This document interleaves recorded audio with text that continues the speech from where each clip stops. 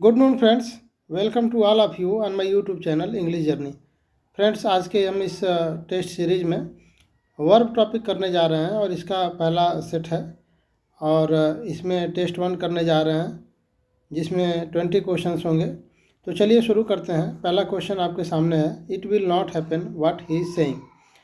तो इसमें ध्यान दीजिए, इसमें आपके ये जो व्हाट ही इज सेइंग है, ये क्या है? नाउन है, नाउन क्लॉज है।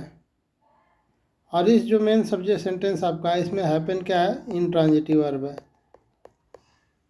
इनट्रांजिटिव वर्ब है। और आप जानते हैं कि इनट्रांजिटिव वर्ब को ऑब्जेक्ट की ज़रूरत नहीं होती है, ठीक है। तो आपको यहाँ पे ये जो नाउन क्लॉज है एज ए ऑब्जेक्ट काम कर रही है, जो कोई डायरेक्ट आप ऑब्जेक्ट तो लिख सकते हैं, लेकिन इनट्रांजिटिव और ऑब्जेक्ट के बीच में आपको कोई ना कोई प्रीपोजिशन देना पड़ता है, डायरेक्ट आप नहीं लिख सकते हैं। तो ये आपका जो है ये सेंटेंस हमारा गलत हो जाएगा, ठीक है। इसको सही करने का क्या तरीका है? इसको सही करने का तरीका है कि आप इस नाउन क्लॉज को हटा दीजिए, या तो फिर आप इस नाउन क्लॉज को पहले लिख लीजिए और ये जो मेन आपकी क्लॉज है इसको बाद में कर लीजिए। जैसे आप इस तरह से लिख सकते हैं कि what he is saying, what he is saying will not happen, will not happen, ऐसे लिख सकते हैं। या तो सिंपली आप लिखिए it will not happen. Next question आपका है, ही किल्ड टू देम। यहाँ पे आपका देखिए, ये जो आपका किल्ड है, ठीक है, जो आपका यहाँ पे किल्ड है, तो यहाँ पे किल्ड आपका ट्रांजिटिव वर्ब है। क्या है? ट्रांजिटिव वर्ब है। और ट्रांजिटिव वर्ब के बाद डायरेक्ट आप क्या लिखते हैं? ऑब्जेक्ट लिखते हैं। डायरेक्ट आप ट्रांजिटिव वर्ब के बाद ऑब्जेक्ट लिखते हैं और प्रीपोजिशन यहाँ से गायब हो जाएगा। ये प्रीपोजिशन कब लिखेंगे? जब आपकी इनट्रांजिटिव वर्ब है, इनट्रांजिटिव वर्ब है और उसके बाद हमें ऑब्जेक्ट देना है, तो इसके बीच में आप जो है ये प्रीपोजिशन लिख सकते हैं। और अगर ये ट्रांजिटिव है तो प्रीपोजिशन की ज़रूरत नहीं है, डायरेक्ट आप जो है ऑब्जेक्ट लिखिए, देम यहाँ पे हो जाएगा, he killed them. Question number 3, I can not afford to his costly car. यहाँ पे देखिए, I can not afford, afford भी आपका क्या है? ट्रांजिटिव वर्ब है। ट्रांजिटिव वर्ब है तो इसको प्रीपोजिशन की जरूरत नहीं पड़ेगी, तो टू हटाइए। The man सैंग sweetly. तो यहाँ देखिए आपका जो वर्ब है सैंग, ये आपका देखिए सैंग यहाँ पे जो वर्ब है ये एक्शन वर्ब है। क्या है? एक्शन वर्ब है। और एक्शन वर्ब है तो इसको इसके बाद जो आप लिखेंगे ये आप उसको एडवर्ब चाहिए। क्या चाहिए? एडवर्ब चाहिए। तो और स्वीट क्या है? स्वीट ये आपका एडजेक्टिव है, जो कि एडजेक्टिव जो है वर्ब को क्वालिफाई नहीं कर सकता है। तो वर्ब को क्वालिफाई करने के लिए आपको क्या चाहिए? एडवर्ब चाहिए, ठीक है।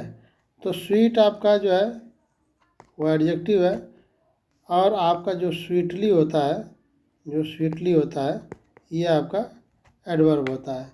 तो यहाँ पे जो है स्वीट की जगह क्या लिख दीजिए? Sweetly. Question number 5, the flower is smelled sweetly. यहाँ पे देखिए, यहाँ पे जो आपका स्मेल है, ठीक है, फ्लावर इज स्मेल्ड स्वीटली। यहाँ पे देखिए एक्चुअली क्वेश्चन में ऐसे होना चाहिए था, ये जो क्वेश्चन होना चाहिए था, क्वेश्चन में आपका इज नहीं होना चाहिए था, इस क्वेश्चन में इज नहीं होना चाहिए था। तो क्वेश्चन आपका सेंटेंस ऐसे बना होता, द फ्लावर स्मेल्ड स्वीटली। तो यहाँ पे आपका स्मेल्ड क्या है? स्मेल्ड आपका लिंकिंग वर्ब हो जाती है, ठीक है। और लिंकिंग वर्ब के बाद जो है आपको डायरेक्ट क्या लिखना है? एडजेक्टिव लिखना होता है। क्यों? क्योंकि एडजेक्टिव ही कम्प्लीमेंट का काम करेगी। एडजेक्टिव क्या काम करेगी? कम्प्लीमेंट का काम करेगी। और आपको लिंकिंग वर्ब के बाद क्या चाहिए होता है? कम्प्लीमेंट चाहिए होता है, ठीक है। तो कम्प्लीमेंट जो होता है वो एडवर्ब नहीं होता है, एडवर्ब कम्प्लीमेंट नहीं होता है। एडवर्ब क्या होता है? एडजेक्टिव होता है। तो यहाँ पे स्वीटली की जगह क्या लिखना चाहिए? स्वीट लिखना चाहिए, स्वीट, ये सही होगा, ठीक है। The flower smelled sweet. Question number 6, this mobile looks good but it does not work good. तो इसमें देखिए आपका जो लुक है, लुक यहाँ पे क्या है? लिंकिंग वर्ब है, ठीक है। और लिंकिंग वर्ब है और गुड क्या है? एडजेक्टिव है, ठीक है। तो लिंकिंग वर्ब के बाद अगर एडजेक्टिव लिखेंगे तो वो सही होगा, क्यों? क्योंकि वो कंप्लीमेंट का काम करेगा। और यहाँ पे देखिए ये जो वर्क है, वर्क क्या है यहाँ पे? वर्क आपका एक्शन वर्ब है, एक्शन वर्ब है। और एक्शन वर्ब के बाद आपको क्या चाहिए? एडवर्ब चाहिए। और गुड आपका जो एडवर्ब नहीं होता है वो एडजेक्टिव होता है। तो इस वर्ब के बाद, एक्शन वर्ब के बाद आपको गुड नहीं लिख सकते। यहाँ पे कोई ऐसा वर्ड लिखिए जो कि एडवर्ब की तरह काम करे, तो वो आपका हो जाएगा वेल। वेल, तो यहाँ पे गुड की जगह क्या कर दीजिए? वेल कर दीजिए।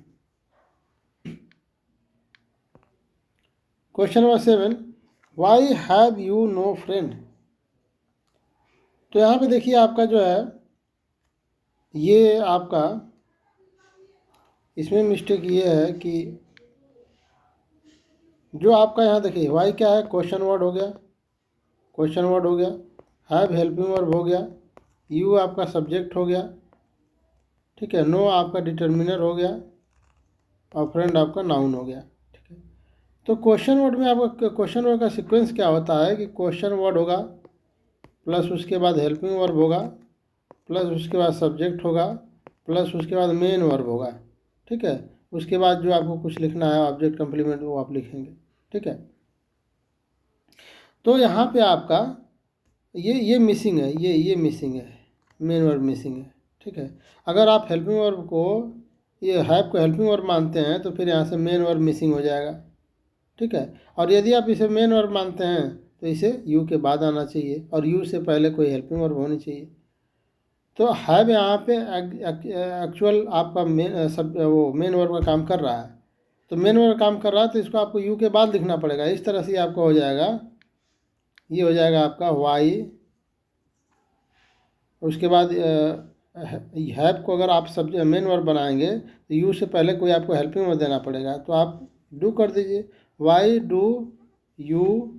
फिर अब हैव आपका मेन वर्ब है तो यू के बाद आ जाएगा, सब्जेक्ट के बाद आ जाएगा, ठीक है। जो यहाँ के ये उसके बाद आपका नो फ्रेंड जो है ऐसे हो जाएगा, why do you have no friend, ये आपका करेक्ट सेंटेंस बनेगा। Question number 8, why do not work, sorry they do not work. तो यहाँ पे देखिए दे डू नॉट वर्क आपका ये सेंटेंस सही है, इसलिए सही है कि दे आपका यहाँ क्या हो गया? सब्जेक्ट हो गया। डू क्या हो गया?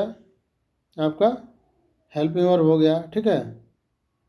और आपका जो है ये क्या हो गया? हेल्पिंग वर्ब हो गया। और नॉट आपका एडवर्ब हो गया और वर्क आपका वर्ब हो गया, ठीक है। ये आपका है, ये आपका सही है, ठीक है। कोई इसमें दिक्कत नहीं है, पूरी तरह सेंटेंस आपका सही है। दे डू नो वर्क, अब यहाँ देखिए दे डू नो वर्क, तो इसमें क्या है ये भी आपका देखिए, दे आपका क्या है? सब्जेक्ट है। डू आपका आपका हेल्पिंग वर्ब हो जाएगा, हेल्पिंग वर्ब। आपका नो क्या है? डिटर्मिनर है, नो क्या है? डिटर्मिनर है। और वर्क क्या है आपका? नाउन हो जाएगा यहाँ पे। और यहाँ पे देखिए डू सॉरी यहाँ हेल्पिंग वर्ब नहीं होगा, ये मेन वर्ब की तरह काम करेगा अब यहाँ पे, ठीक है। तो दे सब्जेक्ट हो गया, डू मेन वर्ब हो गया, नो आपका डिटर्मिनर हो गया, वर्क आपका नाउन हो गया, तो सही। यानी कुल कुल मिला के ये जानना आपको है, कुछ वर्ब ऐसी होती हैं जो वर्ब और नाउन दोनों होती हैं, ठीक है। तो चाहे उसके साथ आप नॉट लगाइए चाहे नो लगाइए, वो इधर वे में करेक्ट होता है। जैसे आपका वर्ब हो गया, वर्क हो गया, इस तरह के वर्ड कौन है? वर्क है, फिर हेल्प है, फिर आपका डाउट है, फिर आपका जो है चेंज है, फिर आपका रेन है, फिर स्लीप है, फिर आपका डांस है, फिर आपका ड्रीम है। ये सब ऐसे वर्ब हैं जो आपका नाउन भी हैं और वर्ब भी हैं। तो इनके साथ जो है डिटर्मिनर भी करेक्ट है और आपका जो एडवर्ब है वो भी करेक्ट हो जाएगा, नॉट और नो दोनों सही होता है। Question number 10, how should teach English. तो यहाँ पे देखिए आपका, तो यहाँ पे आपका हाउ क्या है?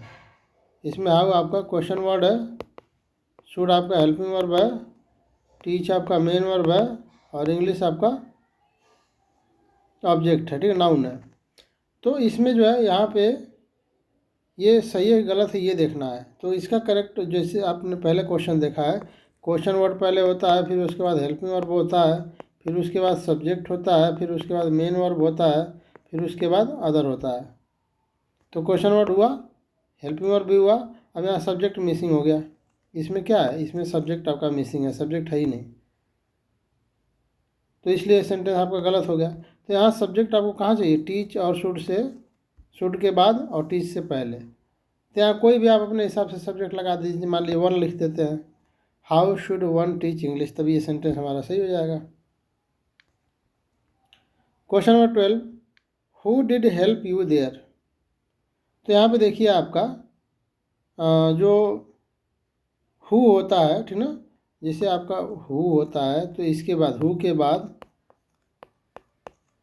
डायरेक्ट, हु के बाद डायरेक्ट मेन वर्ब लिखते हैं। क्या लिखते हैं, मेन वर्ब लिखते हैं, मेन वर्ब लिखते हैं, ठीक है। और जो आपका हुम होता है, जो हुम होता है, हुम के बाद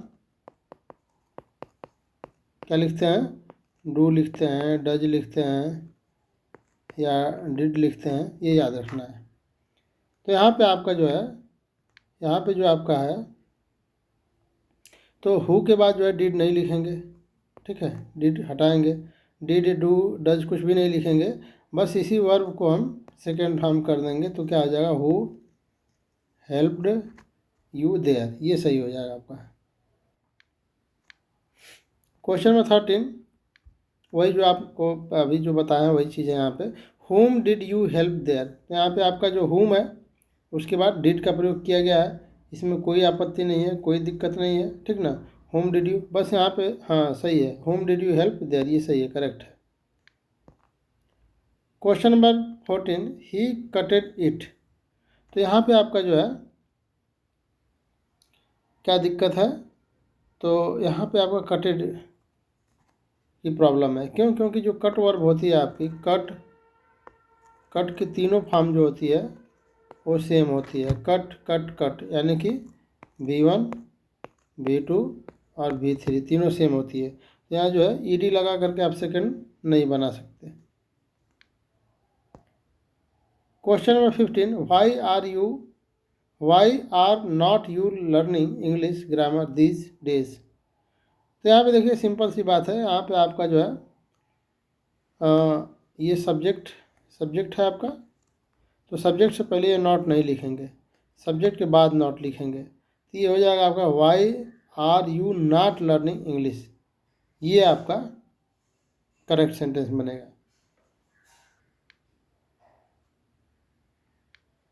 नेक्स्ट क्वेश्चन आपका है, why aren't you learning karate.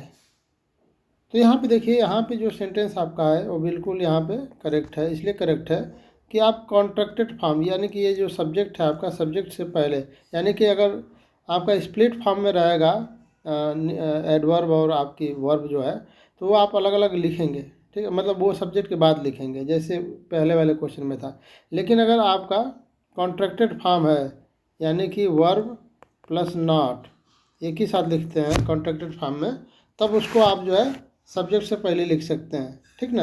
यहाँ पे आर को आरंट लिखे हैं तब ये सही है, लेकिन आर नॉट क्यों लिखेंगे तब गलत हो जाएगा, आरंट सही है, ठीक है, आर नॉट लिखना होगा तो यू के बाद नॉट आएगा, तो ये सेंटेंस सही है, कोई दिक्कत नहीं है। अगला है, दे haven't any information about me. अब यहाँ पे देखिए, यहाँ पे भी कॉन्ट्रैक्टेड फॉर्म है, ठीक है, लेकिन फिर भी ये सेंटेंस गलत है। क्यों गलत है, क्योंकि इस सेंटेंस में आपका मेन वर्ब नहीं है, मेन वर्ब नहीं है, ठीक है, इसलिए गलत है। कॉन्ट्रैक्टेड फॉर्म बनाने के लिए आपको, यहाँ पे कॉन्ट्रैक्टेड फॉर्म बनाने के लिए आपको मेन वर्ब का होना ज़रूरी है, ठीक है। अब यहाँ पे देखिए, दे क्या हो जाएगा, सब्जेक्ट हो जाएगा, इन्फॉर्मेशन क्या हो जाएगा, नाउन हो जाएगा, मी क्या हो जाएगा, ऑब्जेक्ट हो जाएगा, आपका प्रोनाउन है, ठीक ना। अबाउट आपका प्रीपोजिशन है, ठीक है, एनी आपका डिटर्मिनर है, हाँ, हैवेंट आपका जो है, अगर आप इसे जो है हेल्पिंग वर्ब है ही, यहाँ पे मेन वर्ब है ही नहीं, ठीक है, तो इसलिए आपका गलत है। कॉन्ट्रैक्टेड फॉर्म के लिए मेन वर्ब का होना ज़रूरी है। अब इसको कैसे बनाना, इसको सही करना हो तो क्या कर सकते हैं, इसको आप ऐसे कर सकते हैं कि आप लिखिए दे, फिर उसके बाद हैव को मेन वर्ब बना दीजिए और इसको निगेशन के लिए कोई हेल्पिंग वर्ब दे दीजिए जो कॉन्ट्रैक्टेड फॉर्म में लिख सकते हैं, उसका डू नॉट को डोंट कर लीजिए, ये हेल्पिंग वर्ब हो गया। ठीक है, अब इसको जो है अब आपका हैव को मेन वर्ब बना दीजिए। ठीक है, हैव क्या हो गया, मेन वर्ब हो गया। ठीक है, बगैर मेन वर्ब का कॉन्ट्रैक्टेड फॉर्म आपका नहीं बनेगा, तो इसको हमने कॉन्ट्रैक्टेड फॉर्म बना दिया हेल्पिंग वर्ब के साथ, ये आपकी मेन वर्ब हो गई। फिर उसके बाद आपका as it is, oh sorry क्या हो गया ये, एक मिनट।